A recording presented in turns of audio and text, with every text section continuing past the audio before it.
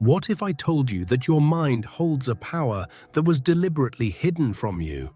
A secret so ancient, tied to the law of vibration, that it was called madness, just so you would never discover it. A few years ago, I was broke, anxious, and stuck in a life I hated. Today, I live the reality I want, earn what I want, and have a peace that no amount of money can buy. And the only thing that changed was that I stopped thinking and started emitting frequencies. Yes, you heard that right. Thoth, the ancient Egyptian master, taught that thoughts are literal vibrations that shape matter. This isn't self-help, it's the physics of consciousness. And in this video, I'm not just going to prove to you that this is real, but I'm going to show you the exact step-by-step process that I used. But I need to warn you, the most powerful technique, the one that truly bends reality, I will only reveal at the end because it's dangerous if used the wrong way. Stay with me, because what you're going to learn today is something they never wanted you to know. Nothing rests, everything moves, everything vibrates. Before you can use this power, you need to understand how it's being used against you without you even realizing it. That feeling of being stuck, of waking up already with a weight on your chest, of living in a constant state of alert, waiting for the next bad thing to happen, is not a flaw in you. It's a program, an invisible loop running in your subconscious. Think of it like faulty software installed in your mind, a pattern that forces you to focus only on what's wrong, on catastrophic what-ifs, draining your vital energy and keeping you stuck in a survival frequency. This state isn't mystical, it's a neurological habit. Your mind, in order to ensure your survival, learned to prioritize threats. The problem is, in the modern world, that programming has become a prison. You relive past traumas, project fears into the future, and react to situations the same way over and over again, like an automaton. And the worst part, this program feeds itself. By vibrating at the frequency of fear and scarcity, you tune your perception to find more and more proof that life is hard and dangerous, strengthening the vicious cycle. The ancient initiatory alchemists had a name for this condition. They called it prima materia, or lead. It wasn't the physical metal, but a dense, impure, chaotic state of consciousness. Consciousness trapped in repetitive, reactive patterns, unable to see beyond its own shadow. The great work of alchemy, the famous transmutation of lead into gold, was never about metals. It was always about the transmutation of consciousness. Taking that heavy, reactive, suffering mind and purifying it until it becomes light, aware, and golden like the sun. Do you relate to this? The feeling of running on a treadmill, exhausted, never getting anywhere. You try to change, but something always pulls you back to the same old habits, the same toxic relationships, the same lack of money. That something is the loop. It's your subconscious programming running on autopilot, recreating the same reality day after day, because to it, the familiar, even if painful, is synonymous with safety. You're stuck in a comfort zone that's actually a suffering zone. Recognizing this programming is the first and most crucial step to freedom. It's like turning on a light in a dark basement for the first time. You finally see the chains that held you, the cobwebs of old thoughts, the mold of stagnant emotions. Most people live and die in that basement, never knowing the door was unlocked the whole time. They believe the basement is all there is. But now you've turned on the light, you've seen the mechanism, And once you see the program running, you can't unsee it. The question is, how do you uninstall it? Most people try to fight negative thoughts using willpower, repression. But that's like trying to put out a fire with your bare hands. It only burns you and strengthens the flames. There's a counterintuitive technique, almost a cheat code, to break this loop without fighting it. A way to get past the guard of your conscious mind. The first tool, sensory flooding. Trying to fight a negative thought with willpower is a losing battle. It's like trying not to think about a pink elephant. The very attempt already makes it the center of your attention.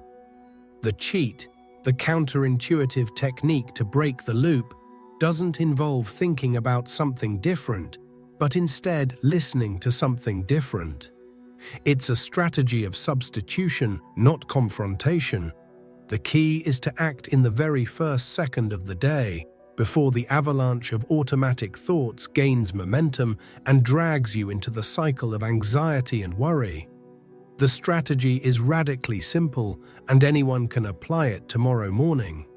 Instead of grabbing your phone and getting bombarded by news and notifications or letting your mind wander into the problems of the day, you're going to flood your sensory field with a high external frequency. Put on headphones and hit play on a specific audio, a video, a talk that resonates with the truth you want to install. Think of it like using a tuning fork to recalibrate a detuned instrument. Your mind is the instrument and the audio is the tuning fork.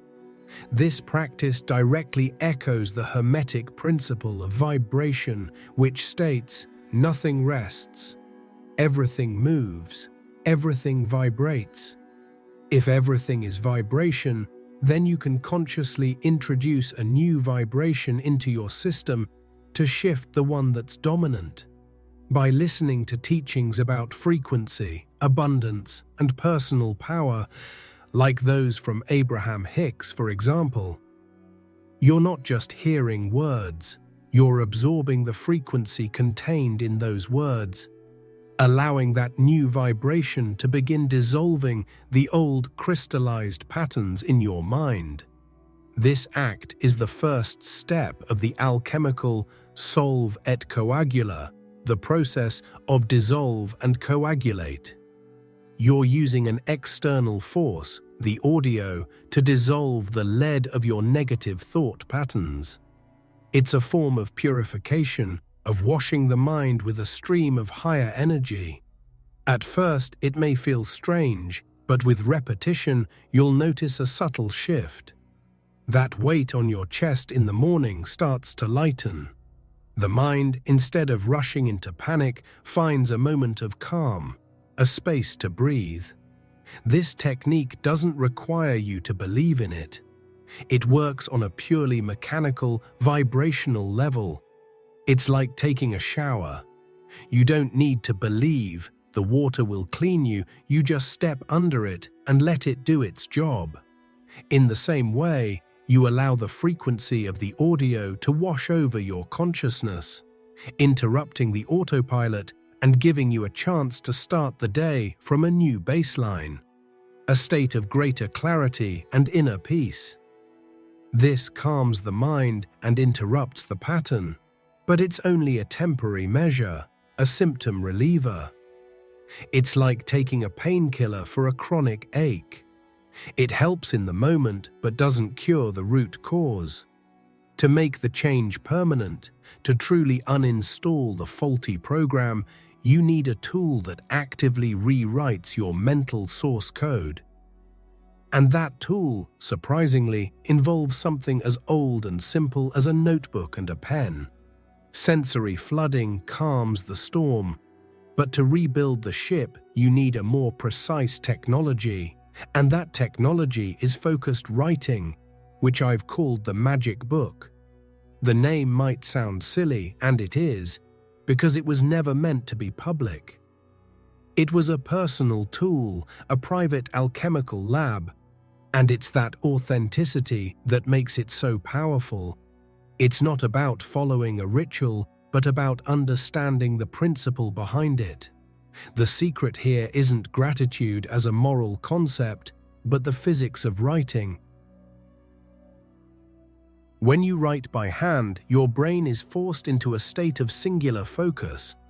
It's almost impossible to write one sentence and think about something else at the same time.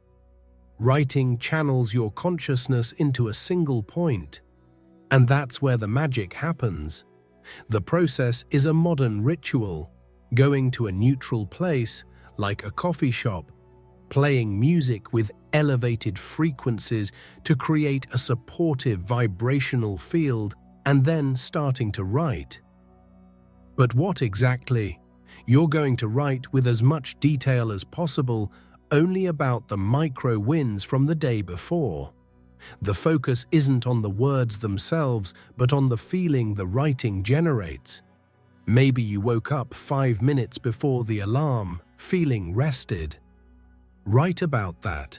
Maybe your coffee was perfect. Write about the warmth of the cup in your hands. Maybe a stranger smiled at you on the street. Describe that moment. By doing this, you're training your brain, like a muscle, to look for and focus on what's working, on what's good. You are literally reconfiguring your neural pathways to tune into the frequency of appreciation. This act of recording and focusing the mind on a single purpose directly resonates with the alchemical discipline of coagulation. In alchemy, after dissolving the impure matter, the next step is to coagulate the purified essence into a new form. Writing is your coagulation tool. You're taking the scattered energy of your consciousness and solidifying it on paper, giving form and substance to a new narrative about your life. Every sentence you write is a brick in the construction of your new mental reality. The mistake most people make with gratitude journals is doing it mechanically, like a task. They list things without connecting to the emotion. The power of the magic book lies in the intention to use writing as a portal to feeling. You don't write to be grateful, you write to feel the gratitude, the joy, the relief. It's a daily emotional rehearsal. You are practicing the feelings of your desired future, anchoring them in your body, in your nervous system, here and now. This daily practice, this discipline of deliberately focusing on the positive and feeling the corresponding emotion, begins to train your mind in a deep and lasting way.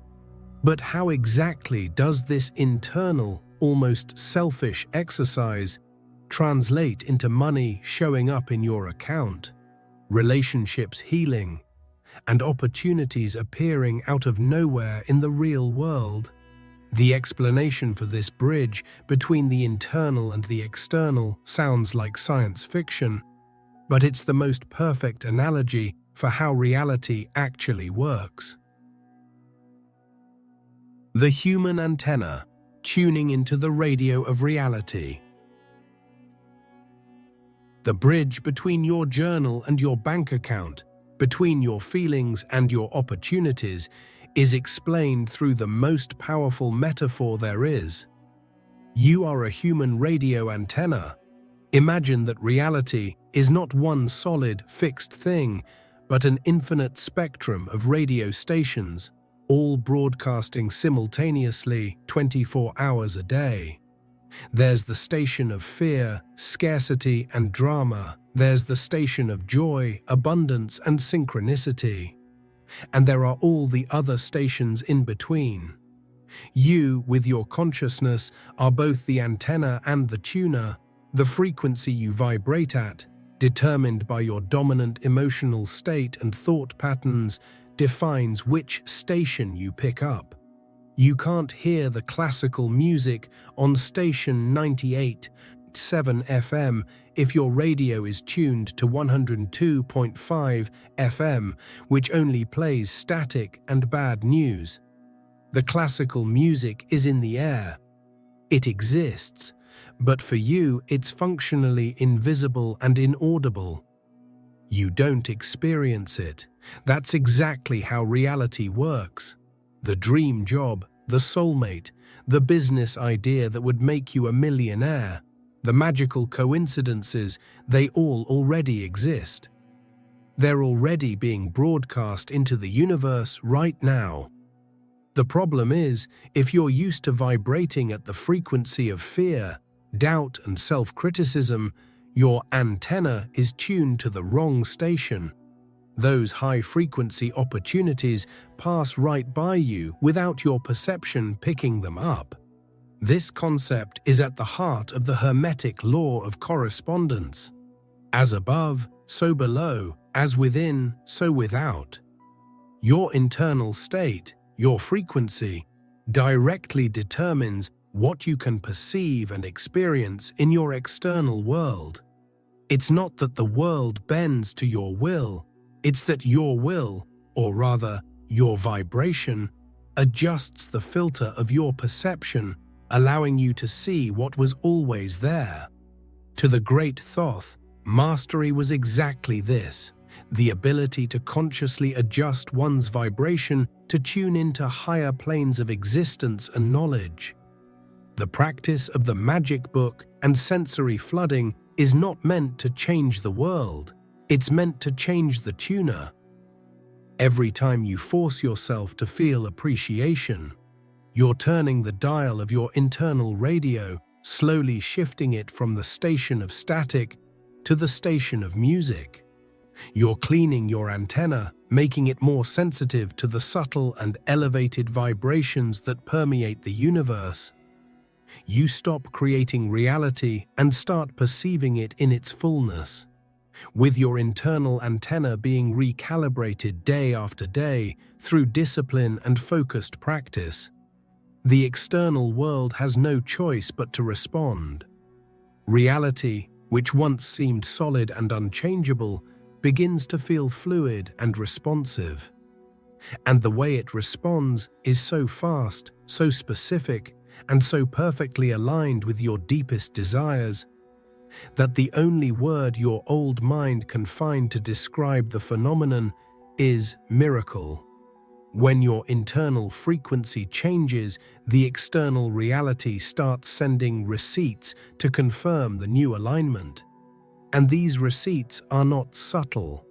They are concrete evidence, events that defy logic and probability, manifesting in ways so specific they can't be dismissed as mere coincidence. This is where theory becomes lived experience. The story of the $10,000 for the move wasn't a lottery prize. It was a direct response to an internal frequency of worthiness and readiness for a new life, cultivated through months of practice. Opportunities begin to appear from unexpected sources. It's not that you worked harder or sent more resumes. It's that by raising your vibration, you became visible to opportunities that were previously invisible to you. People who are on that same elevated frequency you're now cultivating suddenly start showing up in your life. True friends, mentors, partners, they don't appear out of nowhere, they were always there, but on a different radio station. Now you're on the same frequency, and the meeting becomes inevitable. This manifestation of tangible results from an internal change is the essence of alchemical transmutation. The gold the alchemists sought was not metal, but this state of being in which internal and external reality fall into perfect harmony. The gold is synchronicity itself. It's the proof that you are not separate from the universe, but in constant dialogue with it. By purifying the lead of your consciousness, fear, doubt, resentment, the gold of abundance, joy, and purpose naturally reveals itself. The key to understanding this phenomenon is to let go of the idea of effort. Society has taught us that we need to struggle, compete and sacrifice to get what we want. But the law of frequency works the opposite way. It's about alignment, not effort. It's about becoming the vibration of what you desire so that it is drawn to you by resonance. Doors open not because you forced them, but because you became the person who holds the key. This fulfills the promise that this changes everything, because it shifts the very premise of how life works. You stop being a pawn in a random game and become a conscious player who understands the rules. You realize the universe is not hostile or indifferent, but a dance partner that responds to your steps. Every miraculous event is simply the universe mirroring back the beauty and power you've finally learned to cultivate within yourself. Recording what has already happened and watching these miracles unfold is a powerful step that builds unshakable faith. But that's only the beginning. The next level of this consciousness technology involves stopping the habit of only reacting to what the universe shows you and beginning to deliberately write the script of your future. And it's right here, in this next step, that the thin line between what you consider possible and what you consider impossible starts to disappear completely. Scripting, writing the future in the present tense. After months of practicing appreciation and witnessing reality reorganize itself around you, your mind is finally ready for the next level of creation. The magic book evolves. It stops being just a record of the past and becomes a tool to program the future. This is scripting. It's not about making a wish list or writing vague hopes. It's about writing your future goals and dreams as if they were vivid, detailed, already completed memories, feeling every emotion as if it were happening right now. The secret of this advanced technique is the combination of clear visualization with the elevated emotion you've already learned to cultivate. You're no longer asking the universe for something you don't have. That's the vibration of lack. Instead, you're remembering a future that already exists on a vibrational plane. You write in the past tense, "I'm so grateful for the day I got the news about my promotion," or "I remember the incredible feeling of stepping into my new home for the first time." This ability to script reality is the culmination of the promise in the title and a direct echo of the deepest teachings of Thoth. In the Emerald Tablets, he describes how the masters of time and space are not subject to the linear sequence of events. They can navigate consciousness, shaping form from the formless through the power of focused intention and sustained vibration. By practicing scripting, you are imitating this divine ability on a personal scale. It is the practical application of the Hermetic principle of gender. This principle states that everything has its masculine and feminine poles. Generation manifests on all planes.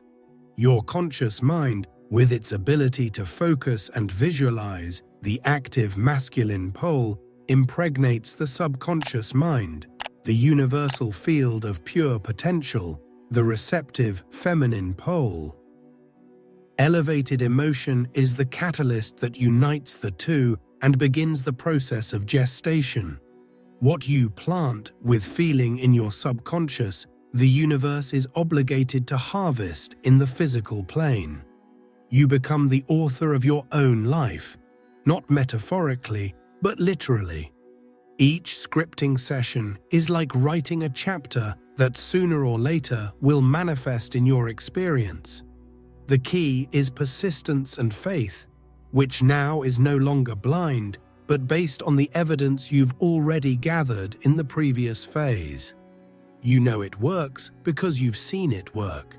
You're simply applying the same principle on a larger and more deliberate scale. going from a reactive co-creator to a proactive co-creator.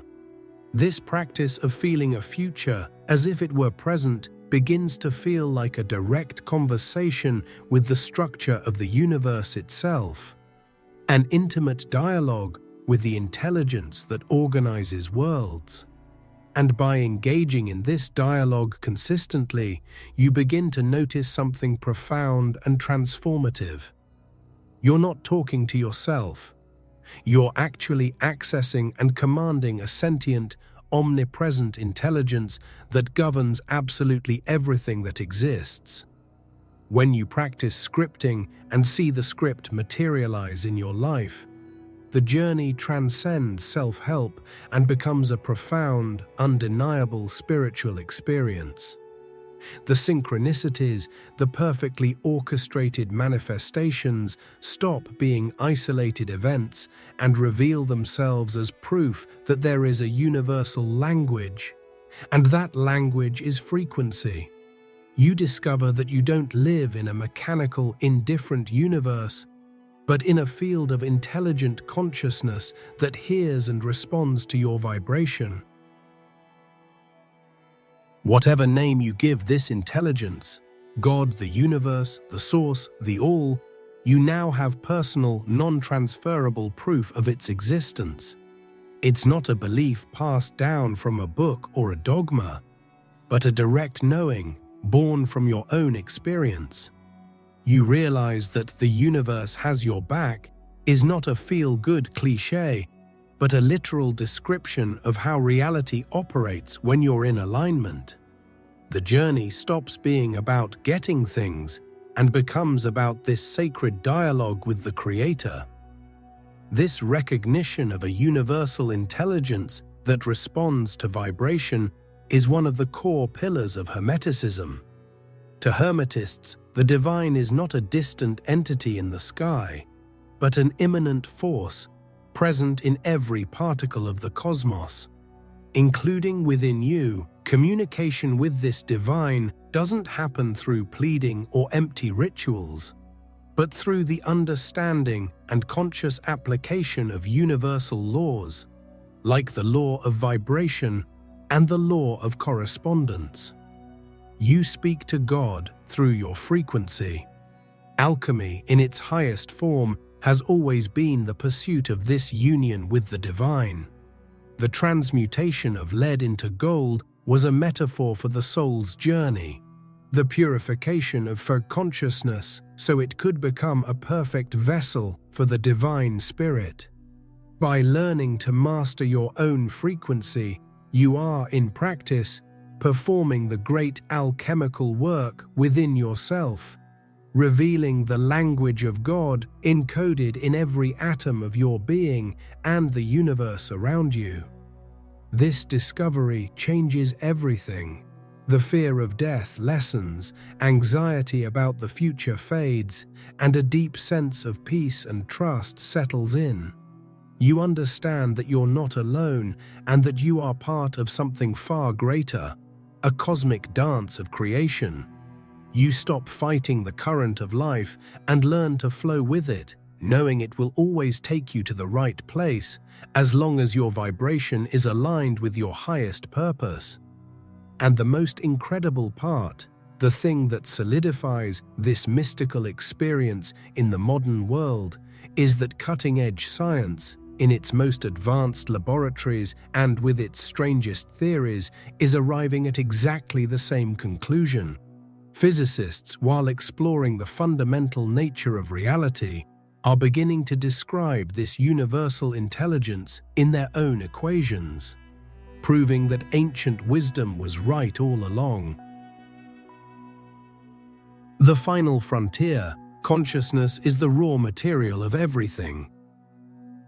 This is the convergence point, the moment when ancient spirituality and cutting-edge science join hands. Physicists like Thomas Campbell, who worked with NASA, and authors exploring the concept of real magic, are proposing an idea that once belonged only to mystical texts. Consciousness is not a byproduct of the brain, Consciousness is the foundation of all reality. The universe is not a physical place that contains consciousness. The universe is a mental construct that exists within consciousness. Think about everything around you. The chair you're sitting on, the device you're using to read this, the house you live in. All of it, without exception, began as a thought, an idea, a frequency in someone's mind. Someone imagined it, felt it, planned it, and acted on it. And that mental energy coagulated into the physical world. You are literally living inside the materialized thoughts of other people. This anchors the esoteric concept on a logical and irrefutable foundation. The Corpus Hermeticum, a collection of texts attributed to Hermes Trismegistus, stated this thousands of years ago. God is mind and thought, and the visible universe is a manifestation, a projected thought from this divine mind. The idea that consciousness is the raw material of everything is the meeting point between the double-slit experiment in quantum physics and the deepest teachings of Thoth, who saw reality as a tapestry woven with the threads of vibration and intention. This has a devastating and liberating implication. If reality is fundamentally mental and responds to consciousness, then your own consciousness is a tool of creation. You are not just a passive spectator of a cosmic movie. You are the projector. What you hold in your consciousness, with focus and feeling, is what you project onto the screen of your life. The quality of your experience is not determined by external factors, but by the quality of your consciousness. This understanding dissolves the illusion of powerlessness. You are not a victim of circumstance. You are the creative center of your own experience. The world doesn't happen to you, it flows through you and is shaped by your perception and vibration. Science is just beginning to scratch the surface of what mystics and sages have always known. The universe is a mirror, and it can only reflect the image you present to it. If everything is consciousness, and thoughts are the frequencies that shape reality, that leads us to the final conclusion, the most powerful and personal revelation of all, a truth about who you really are and the unbelievable power you hold in this very moment, a power that has always been there, waiting to be rediscovered and claimed. We've reached the final revelation, the truth that ties everything together. The power was never in the magic book, the music, the audios, or any external technique. Those were just training tools, the training wheels on the bicycle of consciousness. The true power, the ultimate technology, the most potent tool of transmutation in the universe has always been, and always will be, you. You are the antenna, you are the architect, you are the transmitter whose personal frequency dictates the symphony of your reality. The illness of the mind, which manifests as anxiety, depression, addiction, and insecurity, is not a chemical flaw or genetic bad luck. It is a disease of frequency habits. It's the result of allowing the mind to operate in a low vibration loop for too long until that state becomes your identity. But a habit can be changed. By consciously training your mind to operate from a frequency of appreciation, love, and power, you heal the illness at its source, not just mask the symptoms. The life of drama, negativity, and scarcity you may have experienced is not a sentence, it's a reflection, a precise feedback from the universe, showing you the frequency you are operating on. The real forbidden knowledge isn't a secret locked in a vault, but the radical understanding of your own innate power to transmute reality through your consciousness. It's the realization that you don't need to change the world, You need to change yourself, and the world will bow to this new version of you. Alchemy, in its purest essence, is the art of transforming the self. It's the process of taking the lead of your conditioned identity, with all its fears and limitations, and, through the fire of consciousness and discipline, transmuting it into the gold of your true self, free, powerful, and divine. This inner transformation is not just a spiritual journey, it's the primary cause of all outer transformation. The world is the mirror, and it can only reflect the image you project. When you understand the law of vibration, you realize that nothing happens by chance. Every thought you emit carries a unique frequency and, like a radio signal, that frequency attracts experiences that match it. That's why changing your internal vibration is the key to accessing new external possibilities. Reality doesn't respond to what you want, it responds to what you are, to what you hold vibrationally in the present. When your consciousness expands, the field around you responds, reorganizing people, events, and opportunities to reflect that new alignment. The promise in the title has been fulfilled. Thoth, ancient wisdom, taught us to think in terms of frequency. And that changes everything, because it changes the thinker. You stop being the effect and become the cause. You stop being a leaf in the wind and become the wind itself. You reclaim your divine inheritance as a conscious co-creator of reality, an architect of your own universe. The prison was never real. The door was always open. If you've made it this far, I want to ask you for a special favor. Leave a comment with the phrase, "I choose to vibrate at the frequency of my new future." I want to see who's truly committed to changing their frequency and taking control of their own reality. And if you'd like to support the channel more directly, the first pinned comment has a link where you can contribute and help us spread more content like this. Any help you can give means a lot to me and to the growth of the channel. But just the fact that you watched until the end already helps so much. If you can, share this video with someone who needs to hear this message, because that makes a huge difference. And don't go yet. I've selected a special video for you to take the next step. Click now on the video that's on the screen, and let's keep walking this journey together. I'll see you there.